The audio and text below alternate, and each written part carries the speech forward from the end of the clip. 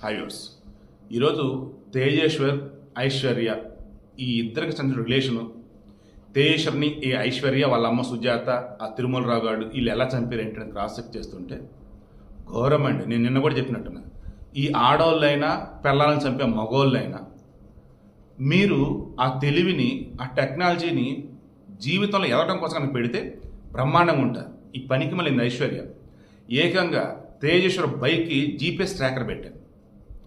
5 సార్లు చంపారంట. 6వసారి plan work out అయింది. 6సారి చంపేశారు. ఎంత దారుణం అంటే ఈ తేజస్వి నిజంగా పిచ్చోడు, పాపం నిజంగా పిచ్చోడే. పెళ్ళికి ముందు లేచిపోయింది. ఆ తిరుమలరావు వచ్చేసి ఇంట్లో పట్టుకెళ్తే వాళ్ళ ఆవిడ చెప్పించి కొడతా అని చెప్పేసి అంటే మళ్ళీ దాన్ని ఇంకా బయట హోటల్ అక్కడ ఉంచి ఎంజాయ్ చేసి ఒక 5 రోజుల తర్వాత పంపించాడు. అది వచ్చి రాగానే నేను లేచిపోలేదు, నాకు ఎవరు లవర్ లేరు, మా అమ్మ ఫైనాన్షియల్గా ఇబ్బంది పడుతుంటే తట్టుకోలేక చూడలేక మా ఫ్రెండ్ ఇంట్లో ఉంటాను నమ్మేశాడు. బట్ తేజస్వి ఇంట్లో వాళ్ళు ఎవరూ నమ్మలేదంట, వద్దంటే వద్దన్నారంట. ఏ రకంగా అంత టచ్లో ఉండొద్దని. ఈ పిచ్చోడు ఏకంగా మే 18న బీచ్ పల్లి ఆంజనేయ స్వామి లేక పెళ్లి చేసేసుకున్నాడు. ఆ తర్వాత అసలు స్వరూపం బయటపడేది. పెళ్ళైన 2వ రోజు నుంచే పాప బాగోతుంది. ఏ రకంగా అలవాటు పడ్డది కదా, తట్టుకోలేకపోతుంది, విరహంతో ఈగిపోతుంది, మొగుడొద్దు ఉంచుకున్నాడు కావాలి. దాంతో వాడితోనే ఫోన్లు చాటింగ్లు. ఇక ఆమె ఉంటే వాడిచ్చిన ప్లాను వీడిని చంపేసేసి ఆ తర్వాత వాడి ఆస్తి నీకు వచ్చింది అండ్ ఆ తర్వాత నేను చేరదీసుకుంటే బిల్డప్ ఇచ్చేసి ఒకటే అయిపోదు. ఎందుకంటే పిల్లలు లేరు, వాళ్ళ ఆవిడ ఒప్పుకోవట్లే. ఇప్పుడు నువ్వు చెప్పిన ప్రకారమే పెళ్లి చేసుకుంది, బట్ మొగుడు చచ్చిపోయినాడు, మరి ఏం చేయాలి పాపం, చేరదేద్దాం, మనకు పిల్లలు కలగని ఏదో డ్రామా ఆడవచ్చు. సేమ్ ఇదే ప్లాన్లు ఇంకేం చేస్తున్నారు, డైలీ ఫోన్లు గంటలు మాట్లాడుతుంది ఈ తిరుమలరావుతో ఐశ్వర్య. అంటే ఇదే ఏంటి, ఎక్కడున్నాడు నా మొగుడు, ఇదిగో జీపీఎస్ చోటు చూపిస్తుంది, నీ కిరాయి ముఠా వచ్చారా, వాడిని చంపారా, ఇదే పని అంట. 5 సార్లు ప్లాన్ ఫెయిల్ అయింది. 6వసారి వచ్చేసి మనోజ్ అనేవాడికి కర్నూలు బ్యాచ్ వాడు సుపారీ ఇచ్చారు. వాడేం చేశాడు, ఇద్దరిని పెట్టుకున్నాడు. చూడండి అసలు చావు అన్నది ఎంత సింపుల్ అయిపోయిందో. ₹1,00,000 అంటే డీల్ అంతే. ₹1,00,000 కదా బాబు, 80,000 ఎంత అంట. మరి ఇప్పుడు కొంత ఇచ్చిన తర్వాత కొంత ఇస్తున్నాడు నాకు తెలియదు. మనకు అందులో సంవత్సరం పోలీసు చెప్పిన ప్రకారం అయితే 79,000 ఇచ్చారంట చంపటానికి. దానికి కారణం మాట్లాడుకున్నారు. ఆ ముందు రోజే కారుకి మొత్తం బ్లాక్ ఫిల్మ్ అంటే ఇచ్చేశారు ఎవరికి కనిపించకుండా. దెన్ కారులో ఏం జరిగినా బయట ఎవరికి ఏమీ తెలియదు. ఇంకేం చేస్తున్నారు పాపం తేజస్వి అక్కడే డౌట్ రాలి, ఒక పిచ్చడికి అక్కడ కూడా డౌట్ రాలి. అండ్ వీరిని ఫస్ట్ మాట్లాడుకునేది ఏంటి, 10 ఎకరాలు ల్యాండ్ కొనాలి, సర్వే చేయాలని చెప్పి పిలిపించారు. వెళ్ళాడు. దెన్ ఈ గద్వాలు దాని చుట్టుపక్కల అటు ఇటు తిప్పారు. ఇక ప్లాన్ ప్రకారం ఫ్రంట్ సీట్లో కూర్చున్నాడు తేజేశ్వరు, వెనకాల మనోజ్ ఉన్నాడు. 17 ఆయుధంతో పేక్ కోసేశాడు. బయట మొత్తం దాన్ని ఏమంటారు బ్లాక్ ఫిల్మ్ పెట్టేశారు. ఎవరూ లేని నిర్మాష ప్రాంతంలో పట్టుకెళ్ళేసి ఆ రకం చంపేశారు. ఎందుకంటే పొలాలు చూస్తాను కదా పోయినారు, సో చంపేశారు. దానికి బాడీని ఏం చేయాలి ఏంటన్నప్పుడు ఈ గద్వాల పెబ్బేరు చుట్టుపక్కల ప్రాంతాలు పడేస్తే డౌట్ వచ్చింది. అందుకని ఆ గాలేరు నగరి కాలువ సరౌండింగ్స్లో వెళ్ళిపోయి ఆ కర్నూలు దగ్గర పాండ్యం దగ్గర అక్కడ కాలువలు వేసేసి వచ్చేసారు.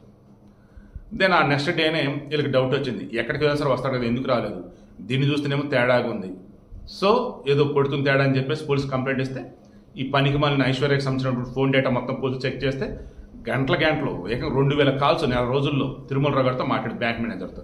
ఈ బ్యాంక్ మేనేజర్ ఓడర్ అంటే అలా బ్యాంకులో స్వీపర్ పడిన సుజాతను ఉంచుకున్నాడు. ఆ సుజాత కూతురు ఐశ్వర్య.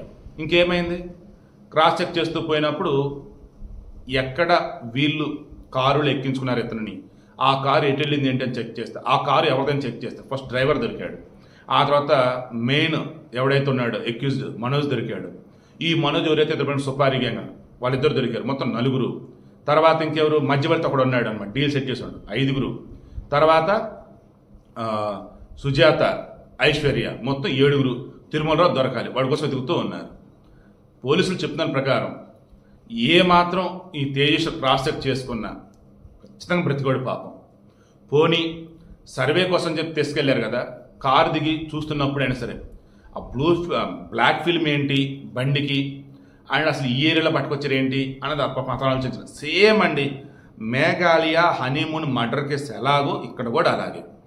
అక్కడ కూడా సోను మల్టిపుల్ టైమ్స్ రాజాకి చెప్తూనే ఉంది ఇండైరెక్ట్గా, నాకు ఇష్టం లేదు, నేను నీతో ఉండలేను, ఏదో ఒక రోజు నేను చంపేస్తాను బాబు అన్నట్టు. ఇక్కడ కూడా ఈ తేజస్వి విషయంలో కూడా ఐశ్వర్య యొక్క కదలికలు గమనిస్తే ఈజీగా డౌట్ వచ్చేస్తుంది. వదిలే బాబు నీకు నచ్చినట్టు తెలిపని చెప్పేసి తేజస్వి చెప్తే అయిపోయేది. దారుణం. ఎప్పటికైనా సరే దయచేసి గుర్తుంచుకోండి. భార్యని బంగారంలా చూసుకుందామని అనుకుంటున్నటువంటి మొగులటువంటి ఈ రోజులలో భర్తల కోసం ప్రాణం ఇచ్చిన సరే కాపాడుకుందామని చెప్పేసి ఆడాలనుకున్న ఈ రోజులలో ఈ సోషల్ మీడియా ఎఫెక్ట్ వల్ల దిక్కుమైనటువంటి కామ కోరికల వల్ల కొంతమంది మాత్రమే ఘోరాతి ఘోరంగా తయారైపోతే ఇందులో ఆడలు ఉన్నారు, మగవాళ్ళు ఉన్నారు. ఈ ఆడది వచ్చేసి టెక్నాలజీని యూజ్ చేసి మొగుడిని ఎప్పటికప్పుడు చంపడానికి ట్రై చేస్తే ఆ దేవుడు ఎలాగలా దయచేసి అవనివ్వల, కానీ చివరికి ఘోరాతి ఘోరంగా చంపేశారు.